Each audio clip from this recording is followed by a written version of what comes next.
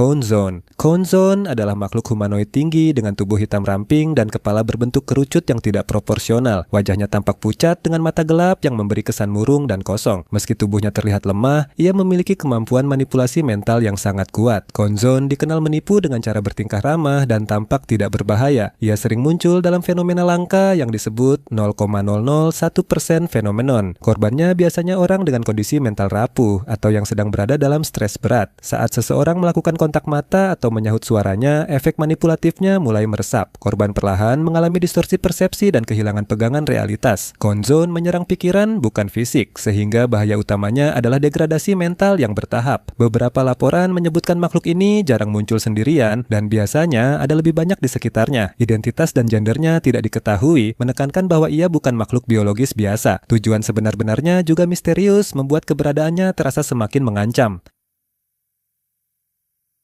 The Locust.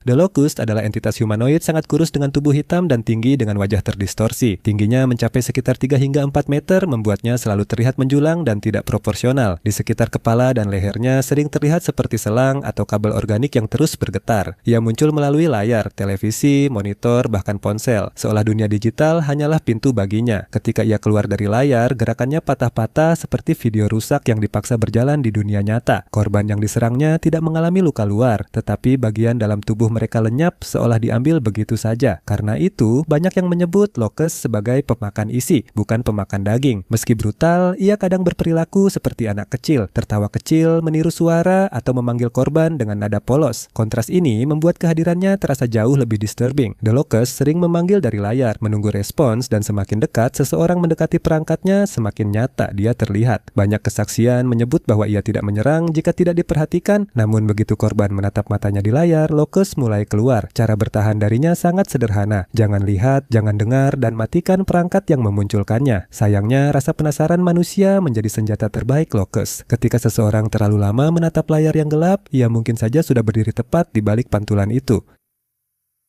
The Boiled One. The Boiled One atau Pen 228 adalah sosok sangat tinggi, gelap, dengan wajah merah seperti meleleh. Makhluk ini merupakan entitas cognitohazard karena hanya dengan melihat wajahnya saja seseorang bisa terkena dampak mental permanen. Siapapun yang menatap wajah The Boiled One akan menyimpannya selamanya dalam ingatan dan tidak mampu melupakannya. Setelah wajah itu tertanam di pikiran, korban yang tidur, bahkan hanya tertidur sebentar, akan masuk ke kondisi pseudokoma. Walaupun kontak dengan The Boiled One menyebabkan kelumpuhan total, makhluk ini tidak langsung mematikan. Para korban mengatakan wajahnya terus muncul di benak mereka tanpa henti. Banyak juga yang mengaku mendengar suara terompet serta tawa dan jeritan ribuan makhluk setiap malam. Suara The Boiled One sendiri terdengar hangat tetapi sangat mengusik dan tidak alami. Selain itu, dalam lore fiksional Dr. Nowhere, The Boiled One diduga memiliki keterkaitan dengan Mutsuhiro Watanabe, seorang penjahat perang Jepang di kehidupan nyata yang dikenal sebagai The Bird. Keterkaitan ini muncul dari pesan berbahasa Jepang di akhir videonya yang, bila diterjemahkan, berbunyi, "Takutlah pada satu-satunya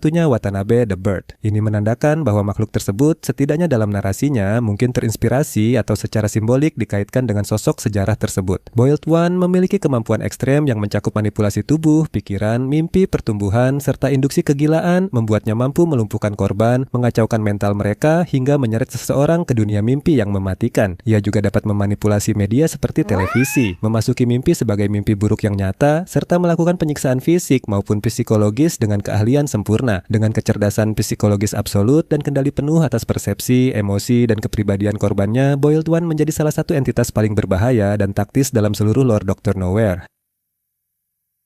Guild. Guild adalah makhluk yang muncul dalam video The Boy and the Bath karya Dr. Nowhere. Sosok ini digambarkan tinggi, kurus, lehernya membusuk, kepalanya tampak gepeng seperti teriris, dan dari tenggorokannya keluar akar, jamur, atau lumut. Ia diduga merupakan manifestasi rasa bersalah sang orang tua setelah meninggalkan anaknya sendirian di kamar mandi hingga tenggelam, ditunjukkan oleh bak mandi yang meluap dan perilaku sang orang tua yang seolah-olah menyangkal kejadian itu. Petunjuk seperti krip dan mainan di kamar tidur serta adegan Guild berbaring di krip di akhir video menunjukkan bahwa ia kemungkinan adalah bayi atau anak kecil. Dalam video, Guild terlihat menghuni kamar mandi dekat bathtub seolah menjadi bayangan kesalahan fatal yang tak bisa dihapus. Makhluk ini bisa saja hanyalah halusinasi yang muncul dari rasa benci diri sang orang tua atau benar-benar manifestasi fisik dari rasa bersalah tersebut. Ada kemungkinan juga Crypt itu menunjukkan bahwa sang orang tua pernah mengurus anak lain yang hilang atau meninggal karena ulah entitas itu. Alternatif lainnya, Guild mungkin tercipta dari kecemasan sang orang tua yang sedang menantikan kelahiran bayi, sebagai wujud ketakutan mendalam bahwa anaknya bisa meninggal saat atau setelah lahir.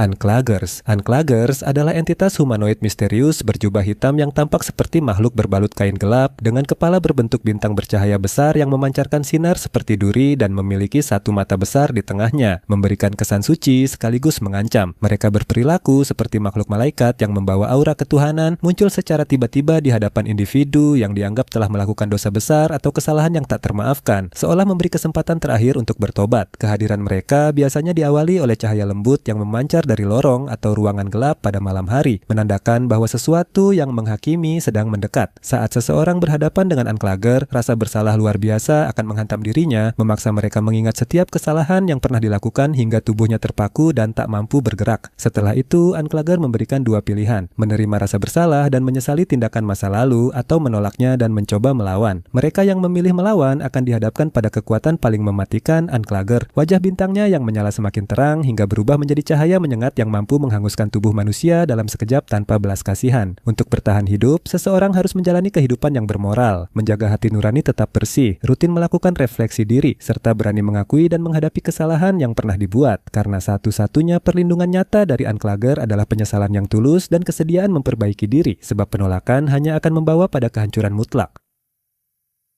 J.P. Jotters. J.P. Jotters adalah salah satu karakter paling unik dan ambigu dalam universe Dr. Nowhere. Ia dikenal sebagai makhluk berjenis Sunfolk atau Sunman yang menjadikannya bagian dari ras atau entitas universe Dr. Nowhere. J.P. memiliki kehidupan yang cukup biasa. Rutinitasnya adalah bangun setiap pagi, pergi bekerja, dan menjalani hari sebagai pemilik toko J.P.'s Thing Store of Stuff and Other Things, sebuah nama yang menunjukkan sifat J.P. yang menyukai berbagai macam benda. Selain mengelola toko yang menjual barang-barang aneka rupa, ia juga berprofesi sebagai pengusaha di bidang budidaya peternakan pabrik. Namun, yang membuat J.P. Jotters menonjol adalah sisi lain dalam dirinya. J.P. dengan bangga menyebut dirinya sebagai profesional prankster atau penjahil profesional. Sisi ini ia salurkan dengan menjual peralatan lelucon, prank gadgets menggunakan nama samaran. Hal yang lucu adalah samarannya digambarkan sama sekali tidak efektif dan ironisnya semua orang tahu bahwa dialah yang berada di balik bisnis lelucon itu. Aktivitas rahasia ini didasari oleh ketakutan J.P. bahwa istrinya akan mengetahui kegiatannya, padahal sumber cerita menyebutkan bahwa istrinya lah yang justru memberinya ide untuk menjual peralatan lelucon tersebut. Ini menunjukkan kontradiksi yang lucu dan sedikit menyedihkan dalam kepribadian J.P.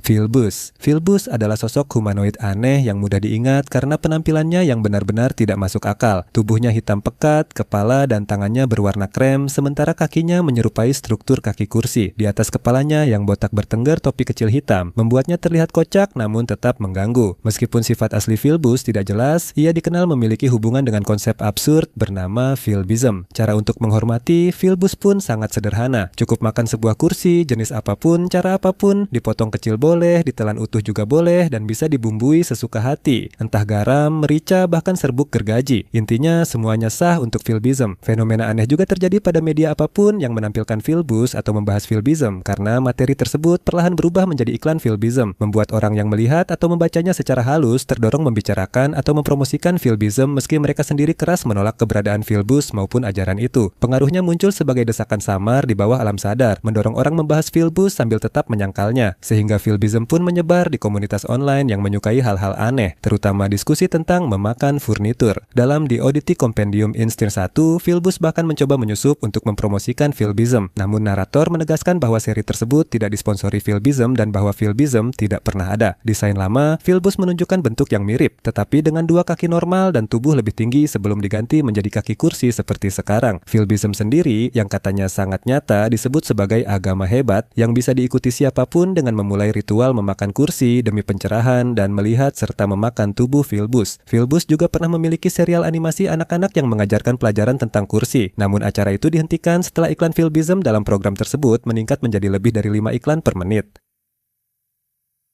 The Doctor. The Doctor adalah sebuah entitas paranormal yang misterius dan bersifat jahat. Wujudnya menyerupai sosok laki-laki yang sangat tinggi secara tidak wajar, tubuhnya kurus dan mengenakan sesuatu yang mirip setelan jas. Dari punggungnya menjulur 6 lengan panjang yang mencapai lututnya. Di bagian kepala terdapat deretan duri yang membentuk siluet seperti topi bercabang 4. The Doctor tampaknya membuntuti orang-orang tertentu, meskipun tujuan akhirnya tidak diketahui. Korban yang mengaku pernah melihatnya biasanya mengalami paranoia berkepanjangan, visi-visi mengganggu, mendengar suara-suara tanpa sumber di tengah malam, dan munculnya rasa lapar aneh terhadap sajian yang bukan manusia. Pada tahun 1947, seorang pria tak dikenal memotret saudara perempuannya dan keluarganya di sebidang tanah rumput milik ayah mereka. Dalam foto tersebut, The Doctor terlihat berdiri tegak tanpa bergerak sedikit pun. Sang fotografer mengaku merasakan kehadiran yang sangat tidak nyaman sebelum akhirnya menoleh dan melihat sosok itu secara langsung. Namun dalam sekejap, entitas itu menghilang. 3 tahun kemudian, pada 1950, 4 bulan setelah pria tersebut memberikan komentar publik mengenai foto tersebut, ia menghilang tanpa jejak. Yang tersisa hanyalah pakaian dan barang-barang pribadinya.